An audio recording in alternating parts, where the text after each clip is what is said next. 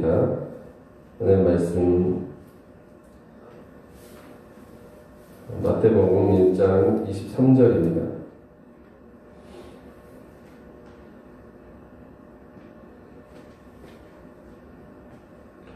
마태복음 1장 23절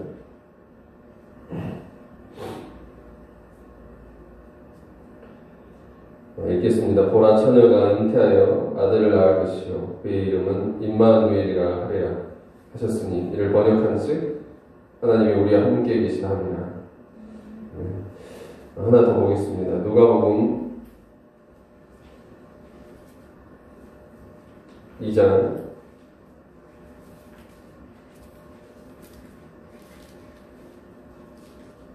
11절부터 14절까지. 누가복음 2장 11절로 14절 읽겠습니다. 오늘 다윗의 동네에 너희를 위하여 구주가 나셨으니 곧 그리스도 주시니라.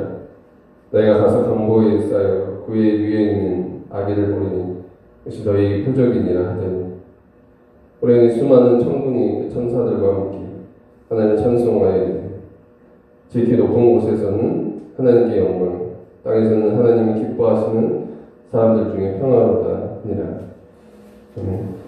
마지막 하나 더 보겠습니다. 요한복음 1장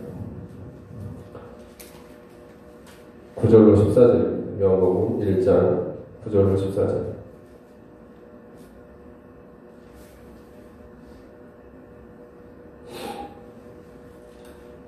구절로 14절 9절부터 읽겠습니다. 천빛 곧 세상에 와서 각 사람에게 비치는 빛이 있었나니 그가 세상에 계셨으면 세상은 그로 말미암아 지음바 되었을 때 세상이 그를 알지 못하였고 자기 땅에 오매 자기 백성이 영접하지 아니하였으나 영접하는 자 곧 그의 이름을 믿는 자에게는 하나님의 자녀가 되는 권세를 주셨으니 혈통으로나 육정으로나 사람의 뜻으로 나지 아니하고 오직 하나님께로부터 난 자들입니다. 말씀이 육신이 되어 우리 가운데 거하시니 우리가 그의 영광을 보니 아버지의 독생자의 영광이요 은혜와 진리가 충만하다. 하나님의 아들의 오심이라는 제목으로 주일에 하나님의 말씀 증거하겠습니다.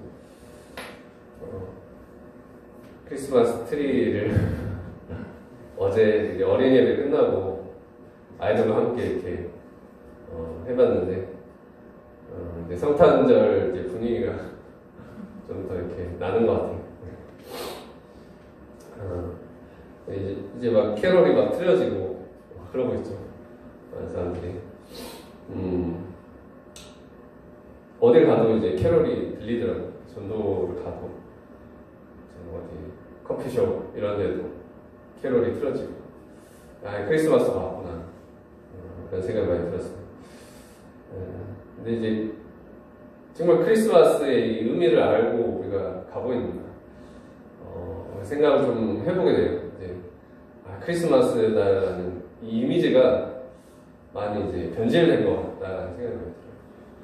성탄은 원래 의미가 있는 것인데 자꾸 이 사람들 안에 이제 그런 쪽으로 가는 것 같아요. 이제 연인들, 세상에 이제 즐거움들 이런 쪽으로 가는 분위기가 있어요. 원래 의미는 정말 구세주가 이 땅에 오셨다라는 정말 이 나쁜 천한 이 죄 많은 세상 가운데 자기를 비우고 낮추셔서 이 땅에 오신 것을 우리가 기념해야 되는 것인데 정말 우리가 정말 그리스도인은 이 본질에 정말 충실하고 크리스마스 성탄을 바라보면서 더욱더 이 땅에 오신 구세주 그분께 경배와 찬양과 감사와 영광을 돌려드릴 수 있기를 원합니다. 오늘 이 본문을 읽으면서 이제 사복음서 이제 마가복음을 제외한 마가복음에는 이제 예수님의 탄생에 대한 기록이 없어요. 그것을 제외한 이제 마태와 누가와 요한복음에 기록된 주님의 이 나심에 관한 그것을 이 기자들이 조명한 것들, 그것에 대해서 고백한 것들을 지금 읽었습니다.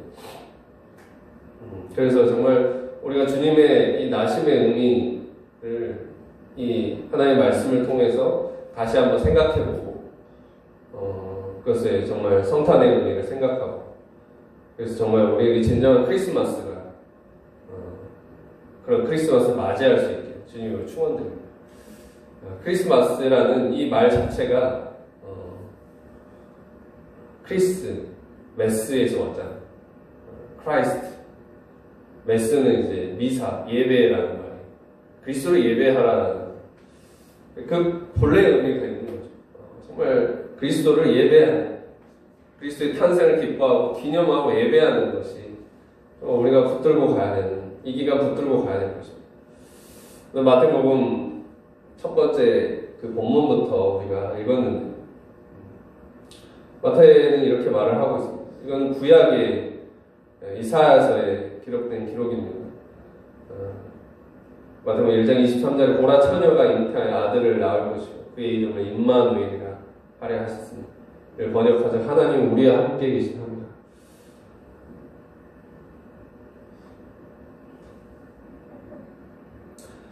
임마누엘이다. 하나님은 우리와 함께 계시다. 하나님 우리와 함께 하시죠. 임마누엘이시죠. 전지전능하실 뿐만 아니라 이 임마누엘의 하나님을 우리는 알아야 됩니다. 이 역사 가운데, 정말 이 역사 가운데 함께 하시고 역사를 이끌어 가시고 역사를 경영해 가시고 그뿐만 아니라 우리의 삶 속에 들어오셔서 역사하신 하나님이시다. 우리가 이것을 이룰 때 하나님이 저 멀리 계시는 분으로 우리는 여겨질 수밖에 없는 거죠. 사람들이 이렇게 생각하잖아요. 왜 하나님이 계시는데, 하나님이 이 세상을 창조하셨다면 왜 이 세상에 악과 고통이 가득한가? 그거에 대해서 하는 물음이 있어요. 그 물음에 대해서 우리는 대답해야 되는 거죠.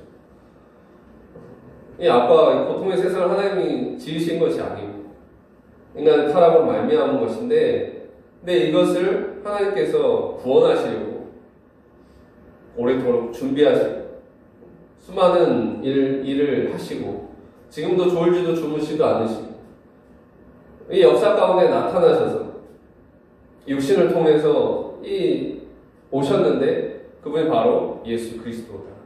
이것을 증거해야 하는 것이죠. 저희 왕궁에서 태어나시지 않아요. 저기 정말 성전에서 정말 영광 받으셔서 태어나신 거 아니라 저 말구에서 오셨다. 누가복음에서 이렇게 기록하고 있죠. 이 말구의 사건을 통해서 우리는 무엇을 기억해야 되냐면, 우리 고통의 한복판에 찾아와 들어와 계신 하나님이시다. 하나님 어디 계시냐 했을 때, 정말 우리 안에 이런 게 있잖아요. 하나님 나 고통하실 때, 나 괴로울 때, 주님 어디 계십니까 할 때, 이 말구의 예수를 우리는 증거하는 것이죠. 정말 나보다 더 낮아지셔서, 나보다 더 고통하시고, 나보다 더 나를 보시고, 그런 나를 보시고 눈물을 흘리시고 나를 위로하시고 나를 일으키시는 하나님 계신다. 정말 나를 위해 나를 구원하시려고 이 낮고 천한 곳에 말구에서 탄생하신다. 그것도 마다하지 않으시고 그렇게 가신 주님이 계신다라는. 그런데 이 마음을 우리가 알 때 우리 마음이 겸손해지고 우리 마음에 은혜가 오는 것이죠. 하나님의 은혜가. 우리 마음이 열리게 되는 것입니다. 많은 이들의 마음이 따뜻해지게 되는 것입니다. 이것이 바로 하나님의 사랑이다. 우리 하나님의 사랑을 말할 때 이것을 말하는 거죠. 우리와 함께 하신다는 것. 하나님 우리와 함께 하신다는 것. 희노애락의 모든 순간순간마다 나와 함께 하시길 원하시는 하나님이 계신다. 정말 사랑하면 함께 하잖아요. 그와 함께 하는 겁니다. 그래서 하나님 우리가 함께 하신다는 것. 그것을 통해 이 역사 가운데 예수를 통해서 그걸 분명하게 우리에게 증거하셨다는 것. 이것이 우리 가운데 나타나신, 계시하신 하나님의 계시다. 예수가 바로 우리와 함께 하시는 하나님을 증거하는 거죠.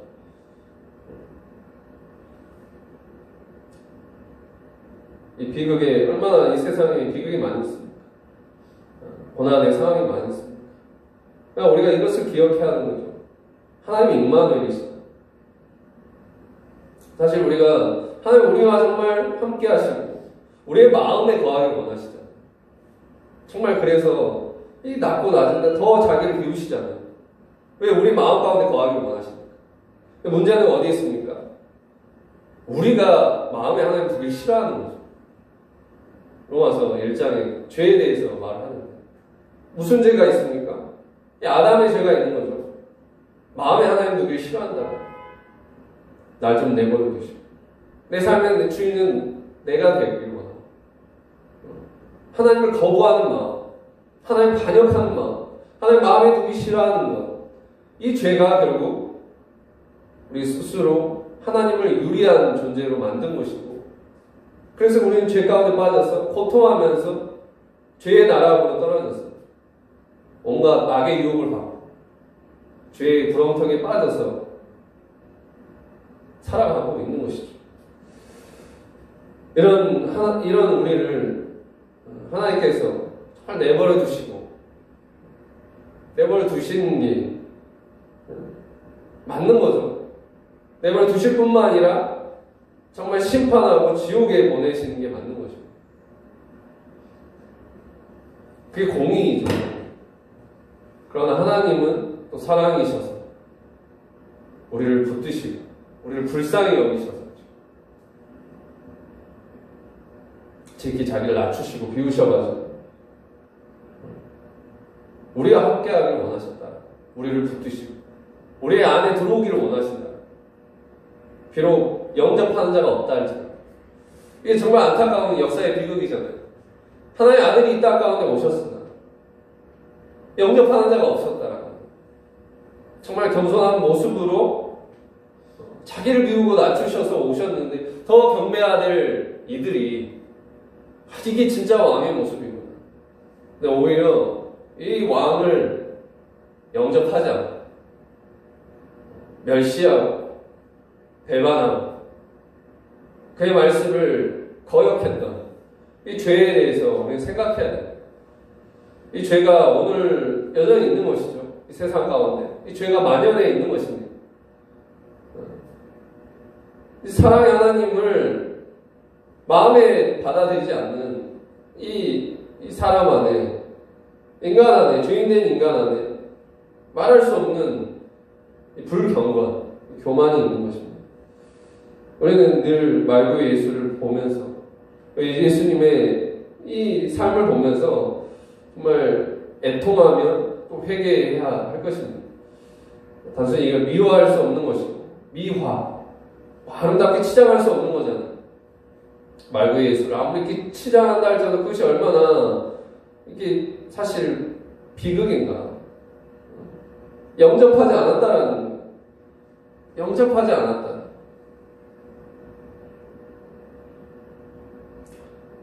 그러면 그럴수록 더 하나님은 더 낮아지신 거죠.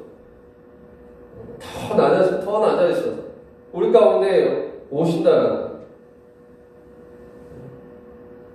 얼마나 이게 따뜻한 것입니다. 우리 이 사랑을 알 때 정말 얼마나 이게 눈물 나는 것입니다. 이 은혜라는 게 얼마나 큰 것입니다. 나는 자꾸 하나님 마음에 두기 싫어요. 하나님께 도망쳤는데 하나님 늘 나를 기다리시고 내 마음에 들어오길 원하시고 나는 하나님 잊었는데 늘 하나님은 나를 기억하고 계시고 늘 나를 생각하시고 늘 잊지 않으시는 하나님이시다. 얼마나 우리 존재의 용기를 줍니까? 나를 정말 영원히 사랑하시는 하나님이 계신다. 그 누가 모른다 할지라도 나를 기억하시는 하나님이 계신다. 이게 얼마나 우리 존재의 용기를 주고 우리 정말 마음이 따뜻해지고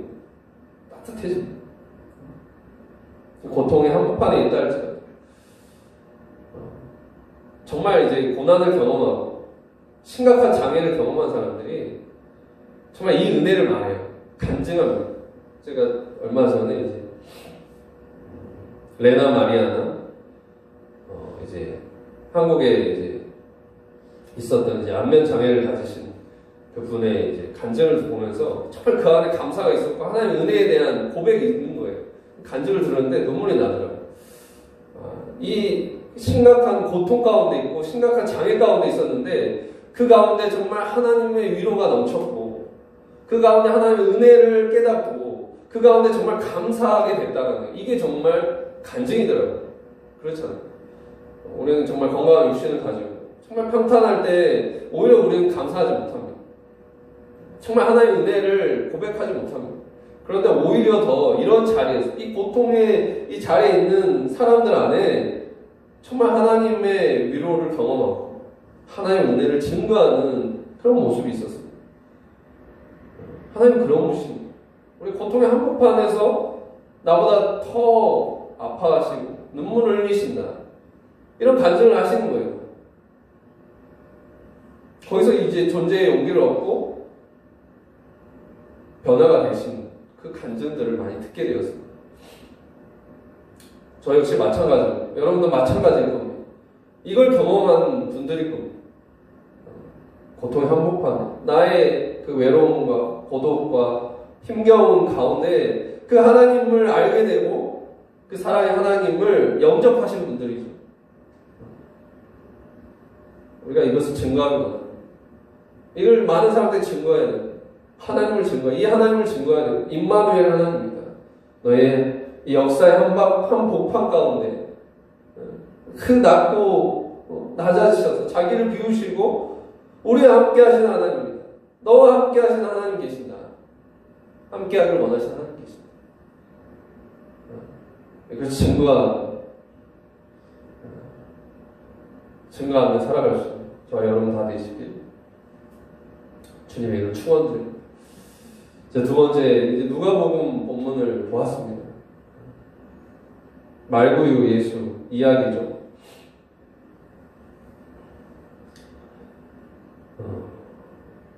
낮아지셨다. 결국은 하나님 왕의 탄생을 이렇게 이 정말 말할 수 없는 비참한 자리에까지 거기서 태어나셨다. 그건 무엇을 말하는가? 고린도후서 8장 9절 말씀에 이렇게 나와 있습니다. 고린도후서 8장 9절 말씀을 제가 읽겠습니다. 우리 주 예수 그리스도의 은혜를 너희가 알거니와 부요하신 이로써 너희를 위하여 가난하게 되심은 그의 가난함으로 말미암아 너희를 부요하게 하려 하십니다. 지금 그 탄생에 대해 이 말구유의 탄생에 대해서 바울 사도의 편지이죠. 고린도후서는 이걸 이렇게 증거하고 있다는 이 그리스도의 은혜라는 것. 그건 부요하신 분이시다. 부요하신 분이시죠. 빌립보서 오늘 기도 가운데 읽었던 기도에 뭐라고 했습니까? 하나님과 본체 되신다. 하나님의 영광 가운데 계셨다. 하나님 보호자 우편에 앉아 계시는 이 우주의 왕이셨는데 정말 부요하신 분이셨는데 어떻게 하셨는가? 너희를 위하여 가난하게 되셨다라는 우리를 위하여 지극히 자기를 비워 종의 형체를 가지셔서 사람들과 같이 되셨고 사람의 모양으로 나타나사 자기를 낮추시고 죽기까지 복종하셨습니다. 그 십자가에 죽으십니다.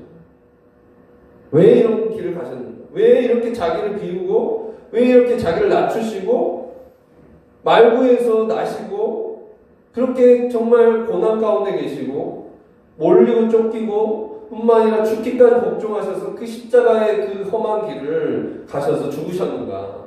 이것에 대해서 우리는 이렇게 한마디로 말할 수 있는 것입니다. 바로 우리를 사랑하셔서 우리를 구원하시기 위해, 나를 구원하시기 위해. 고린도서 8장 9절에 그의 가난함을 말미암아 너희를 부요하게 하려 하십니다. 그의 가난하게 되심은 그가 그렇게 되신 것은 너희를 부요하게 하려 하십니다. 너희를 구원하게 하려 하십니다.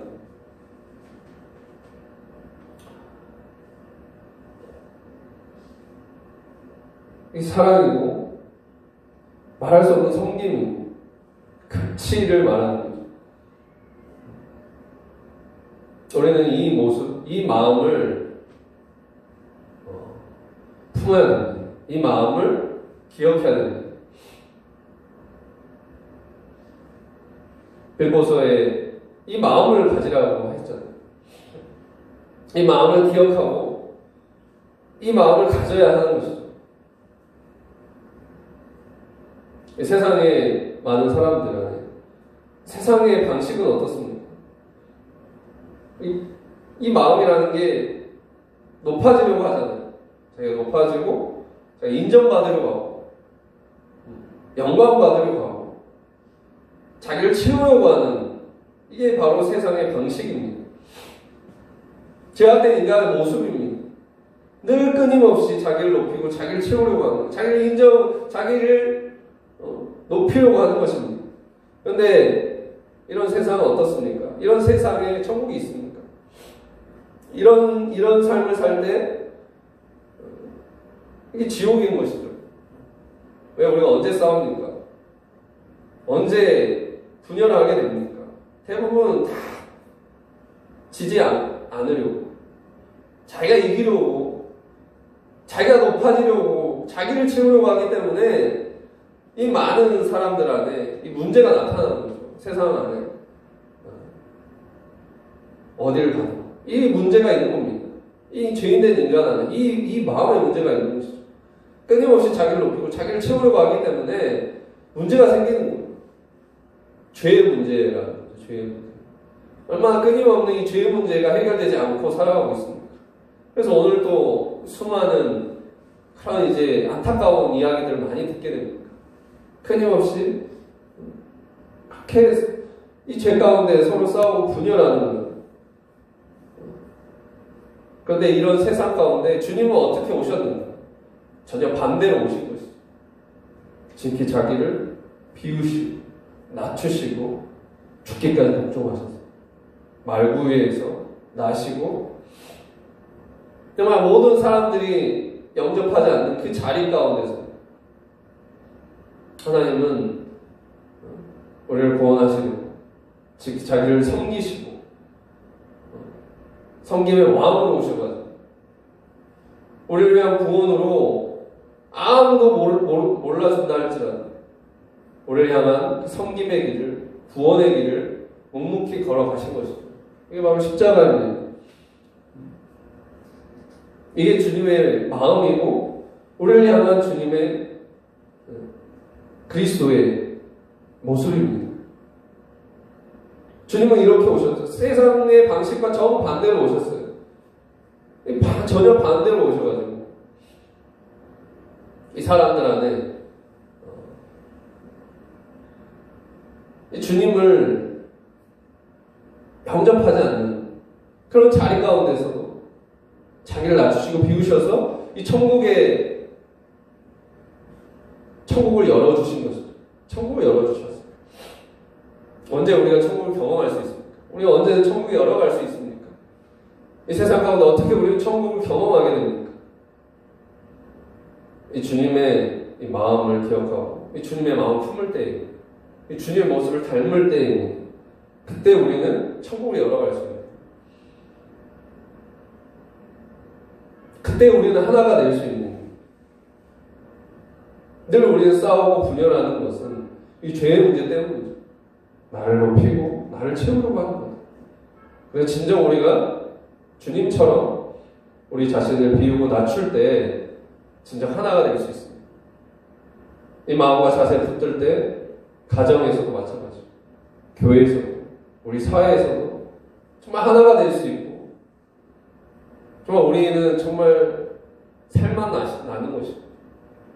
우리는 건강해질 수 있고 우리는 아름다워질 수 있는 것입니다. 우리 자신을 비우고 낮출 때 주님처럼 우리가 그렇게 살 때 오히려 우리는 역설적으로 모두가 다 높아지고 채워지는 세계가 있는 거예요. 이게 바로 은혜의 세계이죠.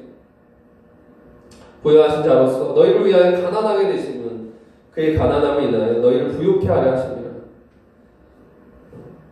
지극히 높으시고 부여하신 하나님의 아들의 이 자기 비움과 낮춤의 이 실천이죠.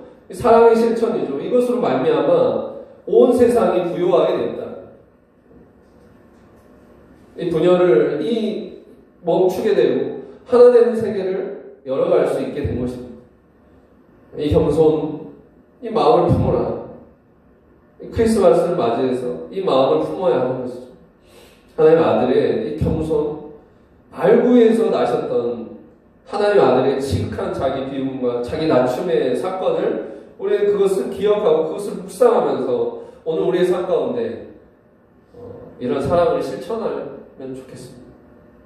오늘 우리도 정말 우리가 낮아지고 비워서 부욕해 할 수 있지 않을까. 나의 가난함을 인하여 부욕해 할 수 있지 않을까. 그래서 늘 우리 연말 되면 이제 그런 걸 많이 하잖아요. 가난한 이를 위해서 그를 생각하고 춥고 배고프고 가난한 이를 생각하는 거죠. 이 정신이 어디서 왔을까? 그리스도에게서 온 것입니다. 그리스도에게서 온 것이죠. 그리스도를 닮은, 그리스도를 따라 사는 사람들에게서 온 것입니다. 이 정신이라는 것. 우리는 따뜻하고 우리는 정말 편안한 자리에 있다 할지라도 그러나 늘 우리의 마음은 어디 있어야 되는가? 춥고 배고프고 정말 가난하게 있는 이들을 향한 이 마음은 늘 잊지 않아야 하는 것이죠. 이 궁율의 마음과 그들을 향한 이 사랑의 마음, 이 궁율의 마음, 그리고 그들을 위해서 무엇을 할 수 있을까? 이런 기도, 이런 섬김, 이런 정신이 우리 가운데 늘 깃들여 있기를 주님으로 축원드립니다. 크리스마스를 향해서 이 마음을 우리가 품어야 하는 것이죠. 더욱더 우리가 가난해지고 우리 자신을 비울 수 있기를 주님처럼 그렇게 되기를. 그래서 이 세상이 그런 사람들이 넘칠 때 이 세상은 정말 살만 나는 세상이 되는 거죠. 따뜻한 세상이 되는 거죠. 천국이 되는 것입니다. 그게 우리의 부르심일 것입니다. 그런 세상을 열어나가는 게 우리의 소망인 것입니다. 우리의 부르심입니다. 그럼 우리는 이 마음을 품고 그렇게 살아야 할 것입니다. 마지막으로 세 번째 요한복음 오늘 본문을 읽었었는데 이 요한복음에서 말하는 주님의 나심은 빛으로 오셨다라는 거예요. 빛으로 오신 주님, 이걸 증거하는 거죠. 이 세상은 어둠이었다라는 거예요. 어둠이었다. 그런데 그 어둠 가운데 이 하나님의 아들은 빛이셨다. 큰 빛이었다. 큰 빛. 크리스마스 늘 수련회, 이제 크리스마스 수련회 앞두고 있는데 그 주제로 우리가 많이 했던 것이 이 주제이죠. 그리스도 세상의 빛. 세상의 빛이라는 거예요. 빛이다.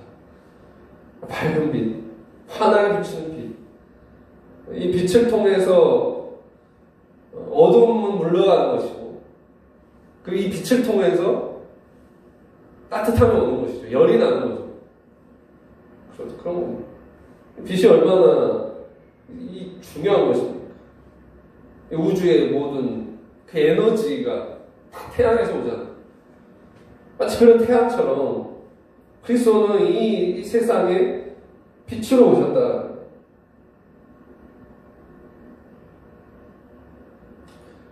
요한이 이 빛에 대해서 이걸 증거하는 거죠. 이 빛은 어떤 빛인가? 하나님의 말씀으로 오신 빛이다. 은혜와 진리가 충만한 것이다. 이렇게 말을 하고 있습니다. 이 영적인 빛을 이렇게 상징하는 것이죠. 이것은 하나님의 말씀이고 은혜와 진리에 충만한 분이시다. 14절 말씀, 요한복음 1장 14절에 말씀이 육신이 되어 우리 가운데 거하신다. 우리가 그의 영광을 보니 아버지의 독생자의 영광이요 은혜와 진리가 충만하다.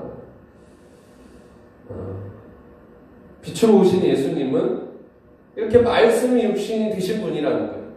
말씀이 육신이 되셨다. 말씀이 삶이 되셨다는 거예요. 미디어가 메시지가 되신 분이다. 그래서 와 보라 하시잖아요. 와 보라. 우리도 이렇게 와보라 할 수 있는, 우리도 정말 이렇게 미디어가 메시지가 될 수 있는, 말씀이 육신이 되신 주님을 닮을 수 있는 우리가 되기 원합니다. 진리, 이 말씀이라는 건 진리예요. 하나님 말씀이라는 건 진리입니다.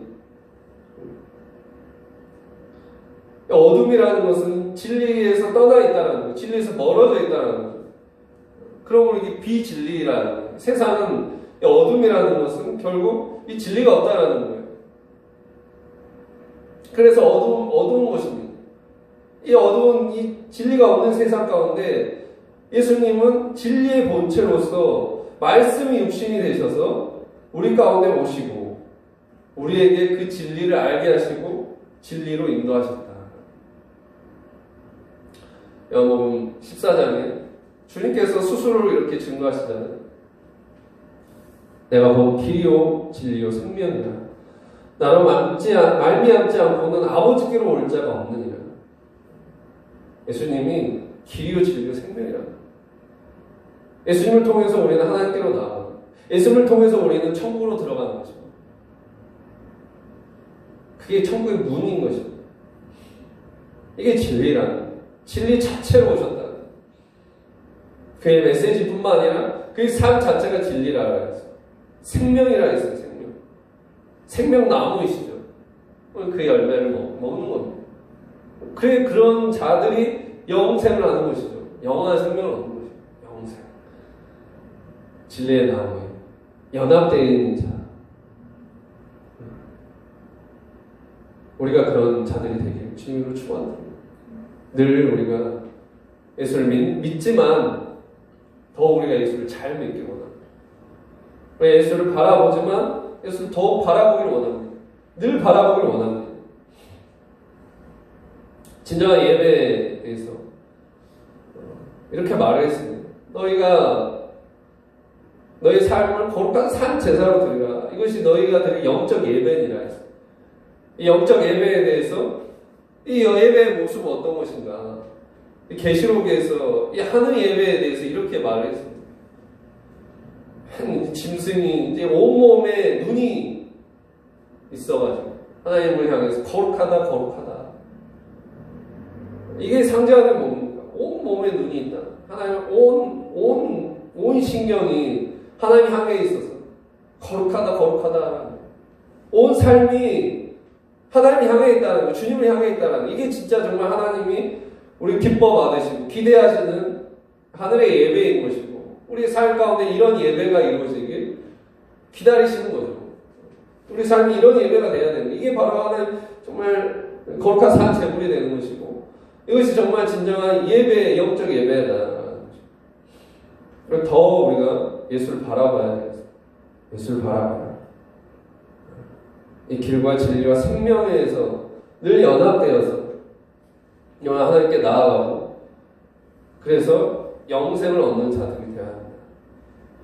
우리는 이 빛을 봐야 됩니다. 어둠의 이 세상 가운데 빛을 바라봐야 됩니다. 빛을 봐야죠. 세상의 어둠을 이길 수 있는 것은 오로지 하나뿐이라는 거예요. 오로지 하나. 이 어둠을 사라지게 할 수 있는 것은 빛이라는 거예요. 빛이 말 때 그 어둠은 사라지게 됩니다. 오직 한 빛, 큰 빛, 빛 대신 그리스도. 우리가 그분을 바라볼 때 우리의 이 어두운 눈이 밝아지고 어두운 마음이 밝아지고 기쁨을 얻게 되고 하나의 영광을 보게 된다. 광명한 빛으로 우리 들어가게 되는 것이죠. 천국이 그걸 체험한 자들이 한 줄기 빛을 본다고 하잖아요. 빛 가운데 들어간다고 하잖아요. 광명한 영광으로 우리 둘러싸임을 받게 되는 겁니다. 천국에 들어가면. 우리 이 세상 가운데 그런 하나님의 영광을 드러낼 자들이 되어야 하는 것이죠. 이 빛을 우리를 통해서 비추는 자들이 되어야 하는 거죠. 마치 이제 해를 품은 달처럼. 달이 어떻게 빛을 냅니까? 빛을 내지 않아요. 단지 반사할 뿐입니다. 해를 품은 달이기 때문에 달이 밝은 것입니다. 이것이 이게 밤에 이게 우리에게 주는 메시지가 아닙니다. 정말 이게 예수를 품은 사람들은 어두운 세상 가운데 빛이라는 거예요. 한 사람 한 사람에 대해서 이 세상을 밝히는 자들이 될 때 온 세상이 밝아진다는 거죠. 하나는 얼마나 이 어두운 가운데 하나의 이런 이제 가로등처럼 가로등이 없다면 얼마나 이제 어둡고 음산하겠습니까? 그런 가로등이 하나하나 있을 때 이렇게 거리가 밝아지는 거죠. 밤에도 밝아지는 거죠. 우리가 그런 빛이 돼야 되지 않나요? 우리가 빛이 되려면 우리는 빛 대신 예수를 바라봐야 돼요. 그리스도를 바라봐야 돼요. 그래서 우리 안에 어두운 것을 밝히고 이 세상에 정말 어둠을 밝히고 그런 비진리의 세상을 바로 잡고 그 뒤틀려진 것을 바로 잡아갈 수 있는 그것이 오늘 우리가 가진 사명이고 우리의 소망이고 우리의 꿈이 것이죠. 오늘 우리를 통해서 많은 사람들은 예수를 보게 될 것입니다. 말씀이 육신이 되십니다. 예수께서 오늘 우리 한 사람 한 사람을 통해서 우리 가운데 오심으로 우리가 전하는 이 말씀을 통해서 우리가 보여주는 이 삶을 통해서 예수를 증거하는 그런 오늘날 정말 예수를 이렇게 아름다운 이 세상을 이루어나가는 저와 여러분 다 되시기를 주님의 이름으로 축원드립니다. 기도하겠습니다. 이 세상에 빛 되신 주님 참으로 감사드립니다. 어둠 가운데서 절망 가운데 고통하면서 신음하면서 어디로 나아갈지 몰라 방황하며 그 절망의 항복판 가운데 고통하며 이 지옥의 나락으로 떨어져 가는 우리 영혼을 우리를 붙들어 주시고 우리를 불러주시고 우리 가운데 생명을 주셔서 우리를 구원하신 하나님 아버지 예수 그리스도를 이 땅 가운데 보내신 이 놀라운 은혜의 사건을 우리가 기억하기 원합니다. 하나님은 이렇게 역사 가운데 한복판에서 우리보다 더 낮아지시고 우리 자신을 비우셔서 이렇게 말구 위에서 그 아들의 탄생을 기뻐하시고 그렇게 고난 가운데 그 십자가의 길을 감에도 불구하고 그 길을 걸어가시는 것은 우리 한 사람 한 사람을 구원하시기 위함 제게 부요하신 자로서 우리를 위하여 이렇게 가난하게 되시니 우리를 부요케 하여 하십니다 했습니다. 우리 한 사람을 구원하기 위함이라고 하였습니다. 오늘 이렇게 낮아지셔서 자기를 비우셔서 섬기신 예수님을 말미암아 우리가 구원받게 되었습니다. 우리 천국의 소망을 갖게 되었음을 기억하면서 이것을 믿으면서 늘 감사하며 늘 기뻐하며 오늘 우리 이 세상 가운데 여전히 어둠 가운데 있는 세상 가운데 우리 또한 주님처럼 빛이 되어 주님처럼 우리 자신을 비우고 낮춰서 이들에게 이 빛을 증거하고 이 빛을 선물해 줄 수 있는 그런 자들 다 되게 하여 주시옵소서. 크리스마스 바라보며 우리가 더 주님의 이 땅에 오심을 기념하며 경배하며 예배하며 감사하며 그 은혜로 살아갈 수 있는 우리 모두 다 되게 하여 주시옵소서. 감사드리며 이 모든 말씀 우리 주 예수 그리스도 이름으로 기도드렸습니다. 네. 다 함께 제가 봉헌하는 시간 갖겠습니다. 봉헌 찬송 111장 귀중한 보배합을 찬송하시면서 준비하신 예물 봉헌하겠습니다. 찬송가 111장입니다.